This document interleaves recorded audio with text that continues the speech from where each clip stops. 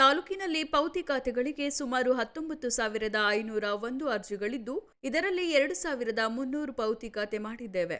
ಆದ್ಯತೆ ಮೇರೆಗೆ ಬೆಳಗ್ಗೆಯಿಂದ ಮಧ್ಯಾಹ್ನದವರೆಗೆ ಪೌತಿ ಖಾತೆ ಆಂದೋಲನ ಮಾಡುತ್ತಿದ್ದೇವೆ ಎಂದು ತಹಸೀಲ್ದಾರ್ ಮಂಜುನಾಥ್ ತಿಳಿಸಿದರು. ಅವರು ತಾಲೂಕಿನ ಕಟ್ಟೆಮಳಲವಾಡಿ ಗ್ರಾಮದ ರೈತ ಕೇಶವಮೂರ್ತಿಯವರ ಮನೆಗೆ ಭೇಟಿ ನೀಡಿ ಪೌತಿ ಖಾತೆಗೆ ಅರ್ಜಿ ಸ್ವೀಕರಿಸಿ ನಂತರ ಮಾತನಾಡಿದರು. ಈ ಸಂದರ್ಭದಲ್ಲಿ ರೈತ ಕೇಶವಮೂರ್ತಿ, ಉಪ ತಹಸೀಲ್ದಾರ್ ಅರುಣ್ ಕುಮಾರ್, ರಾಜಸ್ವ ನಿರೀಕ್ಷಕ ಹೇಮಂತ್, ಗ್ರಾಮ ಲೆಕ್ಕಾಧಿಕಾರಿ ಶ್ರೀವರ್ಷ ಸೇರಿದಂತೆ ಅನೇಕ ಜನ ಇದ್ದರು. ಈ ದಿನ ನಾವು ಘನ ಸರ್ಕಾರದ ಮತ್ತು ಮಾನ್ಯ ಕಂದಾಯ ಸಚಿವರ ನಿರ್ದೇಶನದ ಮೇರೆಗೆ ಈ ಪೌತಿ ಆಂದೋಲನವನ್ನು ಕಟ್ಟೆಮಳವಾಡಿ ಗ್ರಾಮದಲ್ಲಿ ಹಮ್ಮಿಕೊಳ್ಳಲಾಗಿದೆ.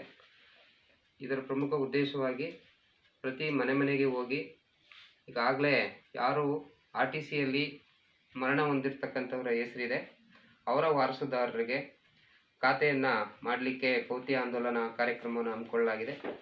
ಅದರ ಪ್ರಯುಕ್ತ ಮೊದಲನೇದಾಗಿ ಈ ಕಟ್ಟೆಮಳವಾಡಿಯ ಶ್ರೀಕಂಠಮೂರ್ತಿ ಅವರು ಮರಣವನ್ನು ಹೊಂದಿದ್ದು ಅವರ ಕುಟುಂಬಸ್ಥರ ವಾರಸುದಾರರಿಗೆ RTCಯನ್ನು ಮಾಡಲಿಕ್ಕೋಸ್ಕರವಾಗಿ ನಾನು ಮತ್ತು ನಮ್ಮ ಉಪ ತಹಶೀಲ್ದಾರ್ ಅರುಣ್ ಕುಮಾರು, ನಮ್ಮ RI ಹೇಮಂತ್ ಕುಮಾರು ಮತ್ತು ಗ್ರಾಮಾಡಳಿತಾಧಿಕಾರಿ ಶ್ರೀವತ್ಸ ಮತ್ತು ನಮ್ಮ ಗ್ರಾಮ ಸಹಾಯಕರೆಲ್ಲರೂ ಕೂಡ ಈ ಒಂದು ಮನೆಗೆ ಭೇಟಿ ನೀಡ್ತಾ ಇದ್ದೀವಿ.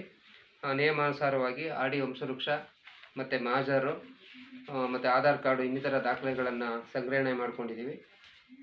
ಇದು ಒಟ್ಟು ಕಟ್ಟೆಮಳವಾಡಿಯಲ್ಲಿ ಒಂದು ಸರ್ಕಲಲ್ಲಿ, ಈ VA ಸರ್ಕಲಲ್ಲಿ ಕಟ್ಟೆಮಳವಾಡಿ ನಾಳ ಮತ್ತು ಕಟ್ಟೆಮಳವಾಡಿ ಮತ್ತು ವಡ್ಕೆಕಟ್ಟೆಕಾವಲು ಈ ಗ್ರಾಮದಲ್ಲಿ ಇತ್ತು. ಒಟ್ಟು 460 ಅರ್ಜಿಗಳಿತ್ತು. ಈಗಾಗಲೇ ನಾವು ಒಂದು 200ರಷ್ಟು ಅರ್ಜಿಗಳನ್ನ ಕ್ಲೋಸ್ ಮಾಡಿದ್ದೀವಿ, ವಿಲೇ ಮಾಡಿದ್ದೀವಿ.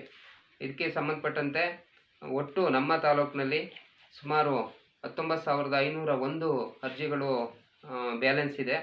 ಅದರಲ್ಲಿ ಇಲ್ಲಿ ಈಗಾಗಲೇ ನಾವು 2,300 ಪೌತಿ ಖಾತೆಯನ್ನು ಮನೆಗೆ ಭೇಟಿ ಕೊಟ್ಟು ಈಗ ಕ್ಲಿಯರ್ ಮಾಡಿದ್ದೀವಿ.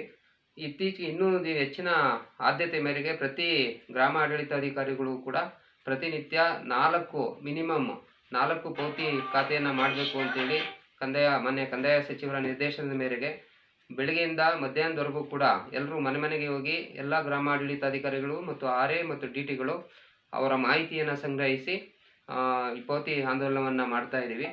ಮತ್ತು ಒಂದು ವೇಳೆ ಪೂರ್ವಿಕರು 2 ತಲೆಮಾರು 3 ತಲೆಮಾರು ಏನಾದರೂ ಡೆತ್ ಸರ್ಟಿಫಿಕೇಟ್ ಸಿಗಲಿಲ್ಲ ಅಂತಂದರೆ ಅವ್ರಿಗೆ ಮಹಾಜರ್ ಮಾಡಿ ಸ್ಥಳೀಯರನ್ನ ಮಾಹಿತಿಯನ್ನು ಪಡ್ಕೊಂಡು ಯಾವ ವರ್ಷ ಸತ್ತಿರ್ತಕ್ಕಂಥದ್ದು ನಿಜನಾ ಅಂತೇಳಿ ಅಫಿಡವಿಟ್ ಆಧಾರದ ಮೇಲೆ ಒಂದು ಅಫಿಡವಿಟ್ ತಗೊಂಡು ಸ್ಥಳ ಮಹಾಜರ್ ಮಾಡಿ ನಾವು RD ವಂಶವೃಕ್ಷವನ್ನು ಕೊಟ್ಟು ಆ ಮೂಲಕ ಪೌತಿ ಖಾತೆಯನ್ನು ಕೂಡ ಮಾಡ್ತಾಯಿದ್ದೀವಿ. ಈಗ ಆಲ್ರೆಡಿ ನಮ್ಮ ತಾಲೂಕಲ್ಲಿ 12% ಒಟ್ಟು ಅರ್ಜಿಗಳಲ್ಲಿ 12% ಪ್ರಗತಿ ಆಗಿದೆ. ಈ ತಿಂಗಳ ಡಿಸೆಂಬರ್ ಎಂಡರೊಳಗೆ ಪ್ರತಿಯೊಬ್ಬ VAಗಳಿಗೂ ಕೂಡ 100ರಷ್ಟು ಟಾರ್ಗೆಟನ್ನು ಕೊಟ್ಟು ಇಡೀ ತಾಲೂಕಿನ ಎಲ್ಲ ಊರುಗಳಲ್ಲೂ ಕೂಡ ಪೌತಿ ಆಂದೋಲನ ಕಾರ್ಯಕ್ರಮವನ್ನು ಮಾಡ್ತಾಯಿದ್ದೀವಿ.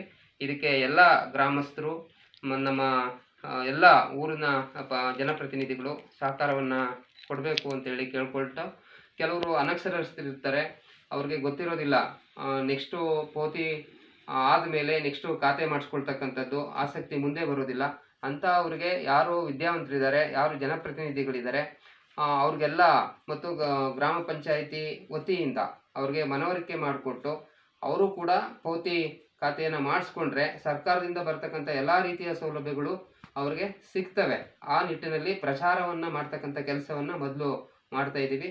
ಈಗಾಗಲೇ ನಾನು ಪ್ರತಿನಿತ್ಯ ಒಂದೊಂದು ಗ್ರಾಮಕ್ಕೆ ಆಯ್ಕೆ ಮಾಡಿಕೊಂಡು ಅಲ್ಲೂ ಹೋಗಿ ಭೇಟಿ ಕೊಟ್ಟು ಆ ಜನರಿಗೆ ಅವೇರ್ನೆಸ್ ಮೂಡಿಸ್ತಕ್ಕಂಥ ಕೆಲಸವನ್ನು ಮಾಡಿ, ಯಾರೇ ಆಗಲಿ ನೆಕ್ಸ್ಟು ಹಳ್ಳಿ ಕಡೆ ಕೆಲವೊಂದಿದೆ, ಹೆಣ್ಮಕ್ಳು ಮದುವೆ ಆಗಿರ್ತಾರೆ, ಅವ್ರಿಗೆ RTCಯಲ್ಲಿ ಕೂರಿಸಿದ್ರೆ ನಮಗೆ ಸಮಸ್ಯೆ ಆಗುತ್ತೆ, ಅವ್ರಿಗೂ ಕೂಡ ಭಾಗ ಕೊಡಬೇಕು ಅಂತಕ್ಕಂಥ ಮನಸ್ಥಿತಿ ಇದೆ. ಅದು ಎಲ್ಲರಿಗೂ ಕೂಡ ವಾರಸುದಾರರು ಅಂತಂದರೆ ಹೆಣ್ಮಕ್ಳಿರಲಿ ಗಂಡು ಮಕ್ಕಳಿರಲಿ ಎಲ್ಲರಿಗೂ ಕೂಡ ಪೌತಿ ಖಾತೆಯಲ್ಲಿ ಎಲ್ಲರ ಹೆಸರನ್ನ ಕೂರಿಸ್ತಕ್ಕಂಥದ್ದು ನಮ್ಮ ನಿಯಮ ಹೇಳುತ್ತೆ.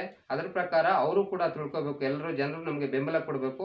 ಮೊದಲು ಪೌತಿ ಖಾತೆಯನ್ನು ಮಾಡಿಸ್ಕೊಂಡು ಆ ನಂತರ ಹಕ್ಕು ಖುಲಾಸೆ ಮೂಲಕ ಆ ಹೆಣ್ಮಕ್ಳಿಗೆ ಅವ್ರಿಗೆ ಇಷ್ಟ ಬಂದಷ್ಟು ಭಾಗವನ್ನು ಹಂಚ್ಕೊಳ್ತಕ್ಕಂಥ ಜವಾಬ್ದಾರಿಯನ್ನು ಅವರು ನಿರ್ವಹಿಸಬೇಕು. ಆ ನಿಟ್ಟಿನಲ್ಲಿ ನಾವು ಎಲ್ಲ ಕಂದಾಯ ಇಲಾಖೆ ಎಲ್ಲ ನೌಕರರು, ಎಲ್ಲ ನಮ್ಮ ಗ್ರಾಮ ಸಹಾಯಕರಿಂದ ಹಿಡಿದು ಎಲ್ಲರವರೆಗೂ ಕೂಡ ತಹಶೀಲ್ದಾರ್ವರೆಗೂ ಕೂಡ ಎಲ್ಲರೂ ಕೂಡ ಪ್ರತಿನಿತ್ಯ ಗ್ರಾಮಗಳಿಗೆ ಭೇಟಿ ಕೊಟ್ಟು ಅವ್ರಿಗೆ ಅವೇರ್ನೆಸ್ ಮೂಡಿಸಿ ಪೌತಿ ಖಾತೆಯನ್ನು ಮಾಡಿಸ್ಕೊಂಡು ಸರ್ಕಾರದಿಂದ ಬರತಕ್ಕಂಥ ಎಲ್ಲ ರೀತಿಯ ಸೌಲಭ್ಯಗಳನ್ನು ಪಡ್ಕೊಳ್ಳಿಕ್ಕೆ ಅನುಕೂಲವನ್ನು ಮಾಡಿಕೊಡ್ತಾ ಇದ್ದೀವಿ. ಧನ್ಯವಾದಗಳು.